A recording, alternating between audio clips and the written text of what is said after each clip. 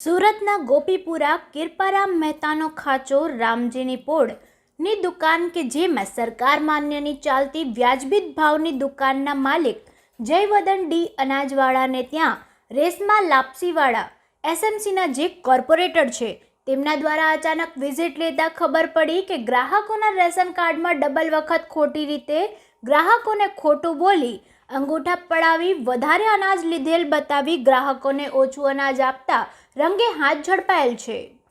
તેમજ લોકોને ration card બંધ કરી દેવામાં આવશે એવું કહી ગભરાવતા અને જો કોઈ ગ્રાહક પૂછતા તો એમને ડરાવવામાં આવતા અહીંયા દરેક એક રેશન કાર્ડમાં 8 કિલો ઘઉં અને 3 કિલો ચોખા આપી સરકાર તરફથી ઓછું અનાજ અપાય છે એવું કહી ખસેડી કાઢવામાં આવતા હતા।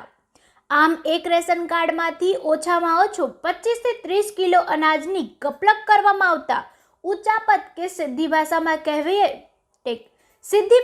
કહીએ તો ચોરી કરવામાં આવતી છે। ગ્રાહકોના રેશન કાર્ડમાં દાળ તેમજ ચણા બતાવવામાં આવતા પણ એમને જાણ કરાતી ન હતી તેમજ એમના ઘરમાં પહેલા માળે બધું અનાજ મૂકવામાં આવતું હતું જેનાથી કોઈ એ અનાજોને જોઈ ના શકે।